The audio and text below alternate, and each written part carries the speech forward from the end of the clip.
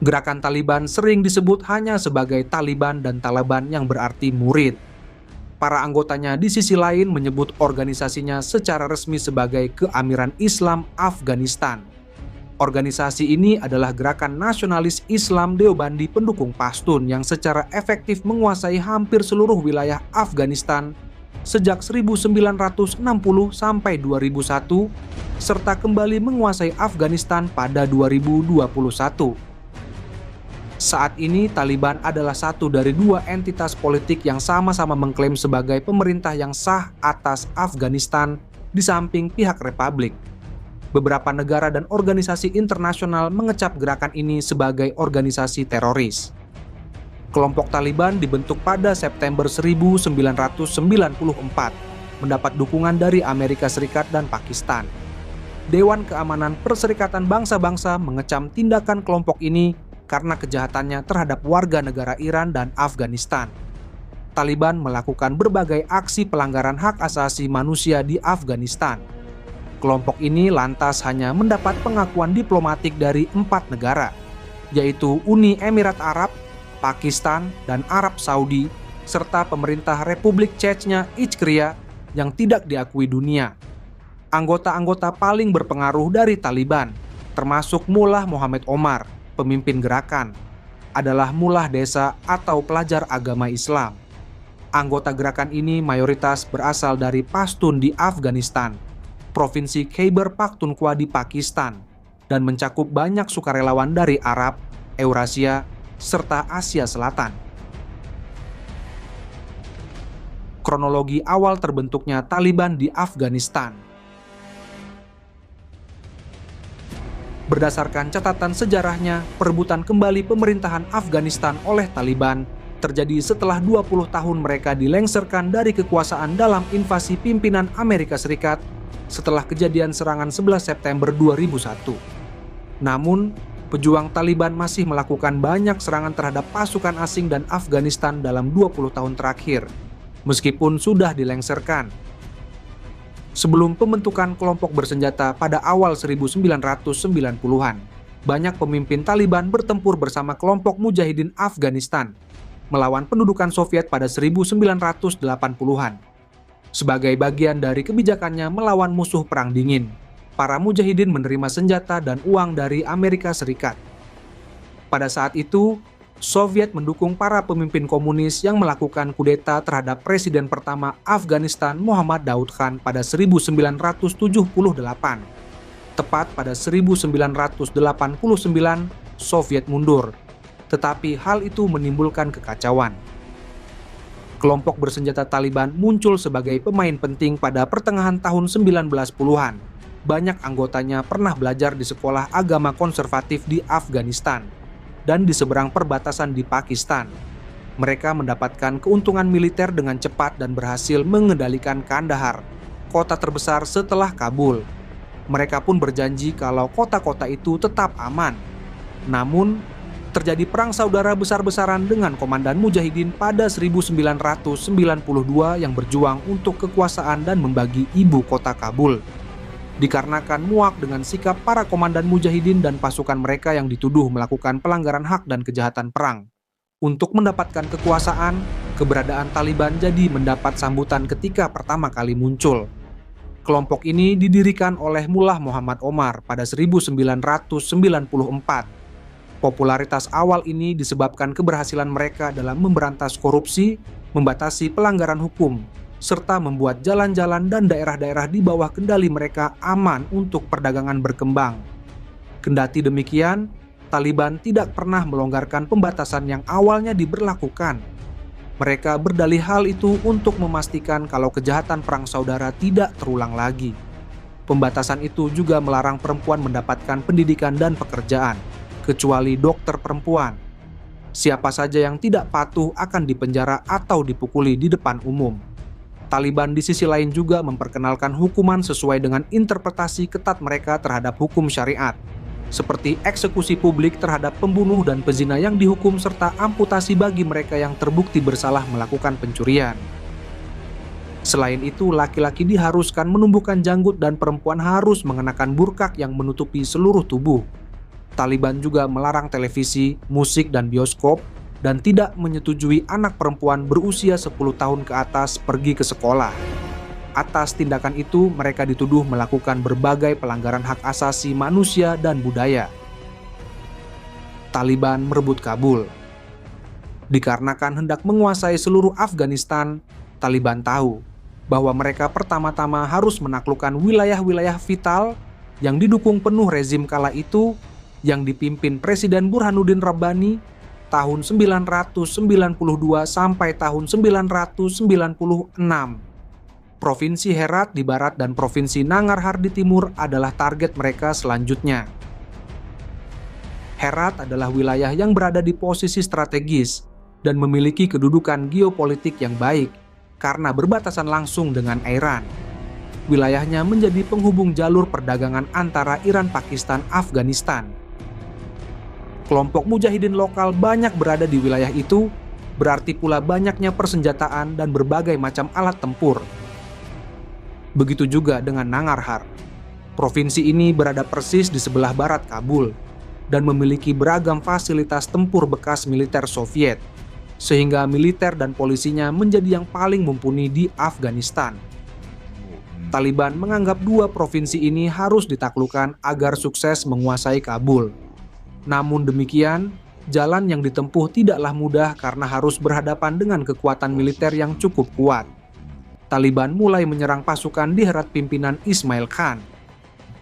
Setelah berbulan-bulan bertempur, pada September 1995, Herat akhirnya jatuh.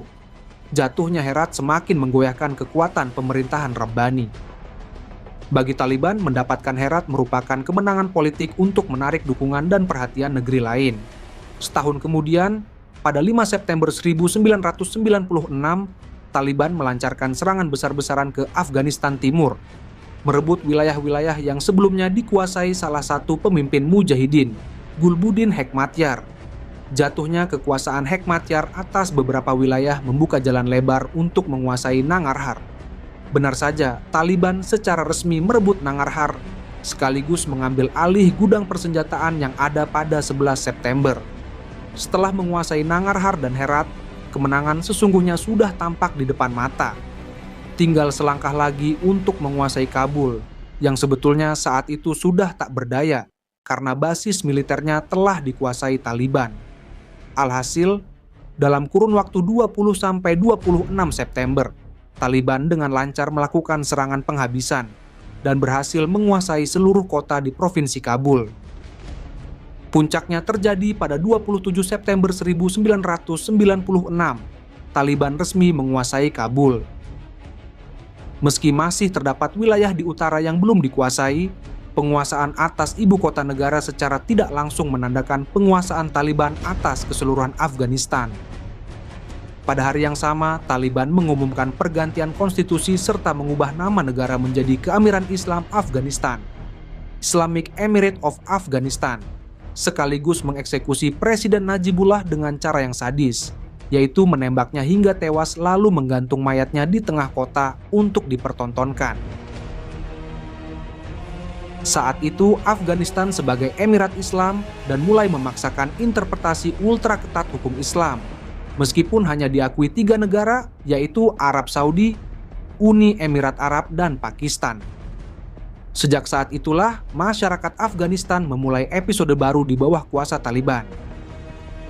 Kelak, janji-janji yang membuat Taliban mendapatkan simpati masyarakat tidak banyak yang direalisasikan. Bisa dikatakan tidak terjadi perubahan berarti terhadap rakyat Afghanistan. Justru Taliban malah menerapkan berbagai kebijakan yang sangat konservatif, sekaligus melakukan tindakan yang mengabaikan hak asasi manusia, khususnya hak-hak perempuan, minoritas, dan berbagai kelompok yang tak sejalan dengan mereka. Sejak berkuasa dan berhasil menundukkan gerakan bersenjata lokal, Taliban terus mendorong bergeraknya roda perdagangan opium dan mematok keuntungan 10% dari sana. Tentu saja hal ini dilakukan sebagai modal pergerakan untuk meluaskan pengaruh dan kekuasaan. Setelah mengamankan pusat ekonomi, Taliban terus bergerak meruntuhkan kelompok-kelompok mujahidin di berbagai provinsi. Mereka menundukkan lawan-lawannya dari yang memiliki kedudukan rendah hingga level tertinggi di tata pemerintahan. Ketika ingin menguasai suatu kota, mereka akan terlebih dahulu menaklukkan kepala desa, sekaligus menambah keanggotaan, sebelum meminta wali kota mengakui mereka. Dengan begitu, Taliban benar-benar memiliki jaringan yang luas atau terdesentralisasi. Tak jarang, upaya Taliban menaklukkan suatu wilayah berakhir dengan pecahnya pertempuran kecil. Meski begitu, Taliban juga memainkan taktik untuk dapat menaklukkan lawan tanpa perlu mengangkat senjata terlalu lama, yakni lagi-lagi dengan menyebar janji. Ketika berhadapan dengan kelompok lokal, Taliban mengatakan bahwa tujuan mereka memerangi mujahidin lokal bukan untuk mengejar kekuasaan politik, tetapi murni untuk mewujudkan perdamaian dengan berlandaskan Islam. Sudah sejak lama orang-orang Afghanistan menyerukan perdamaian dan keamanan serta diakhirinya perang saudara. Seruan politik para pemimpin Taliban yang menggembar-gemborkan perdamaian dan keamanan berhasil menaklukkan banyak orang sekaligus kelompok politik di Afghanistan. Trump administration previously, and we would like to have that dialogue continue. Selain itu, afiliasi Taliban dengan Pakistan membuat informasi atas gerakan baru ini tidak sampai ke beberapa kelompok mujahidin. Sehingga ketika Taliban datang untuk mengambil alih wilayah, kelompok mujahidin tersebut tidak siap. Kondisi ini tentu menjadi lingkungan yang baik untuk pergerakan Taliban. Dalam kondisi seperti ini, Taliban juga memberikan bukti bahwa kehidupan di bawah kendali mereka sedikit lebih baik. Ketika Taliban datang, tindakan kekerasan seperti pemerkosaan dan praktik penindasan lainnya berkurang. Namun demikian, bukan berarti kehidupan di bawah Taliban jauh lebih baik, khususnya terhadap kaum perempuan. Ketika perempuan di Kandahar memprotes larangan perempuan memasuki pasar kota, Taliban mengalah dan merevisi aturan dengan memerintahkan agar perempuan berdiam di luar toko. Lalu laki-laki akan melayani dan membawakan barang kepada mereka. Pada tahun 1999, PBB memberikan sanksi terhadap Taliban karena hubungannya dengan Al-Qaeda, yang dianggap bertanggung jawab atas serangan yang dari situlah Amerika mulai menginvasi Afghanistan. Pada 7 Oktober 2001 setelah Taliban menolak menyerahkan pemimpin Al-Qaeda, Osama bin Laden, yang bersembunyi di Afghanistan. Dia dianggap sebagai dalang di balik serangan paling mematikan di wilayah Amerika Serikat. Menjelang invasi Amerika, kelompok itu meminta pemerintahan Presiden Amerika Serikat George untuk membuktikan kalau Osama bin Laden berperan dalam serangan 9/11. Mereka juga bernegosiasi dengan Washington, tetapi Bush menolak seluruh permintaan itu. Dalam beberapa bulan setelah Amerika dan sekutunya berkampanye atas pengeboman, Taliban digulingkan. Pemerintah sementara pun dibentuk pada Desember 2001 dan dipimpin oleh Hamid Karzai. Incentives to the private sector for investing in Afghanistan. We must enhance our strategic partnership. Setelah 20 tahun dilengserkan pada 2001, Taliban kembali menguasai Afghanistan dan memasuki Istana Presiden pada Minggu 15 Agustus 2021 lalu. Kejadian itu juga membuat Presiden Afghanistan Ashraf Ghani melarikan diri ke luar negeri. Sejak Afghanistan diambil alih oleh kelompok Taliban, Departemen Pertahanan Amerika Serikat mengatakan jika pihaknya telah membawa lebih dari 7.000 orang keluar dari ibu kota Kabul. Sementara itu, Departemen Luar Negeri mengatakan jika ribuan orang akan segera naik pesawat untuk meninggalkan negara itu. Taliban menegur dengan sangat keras.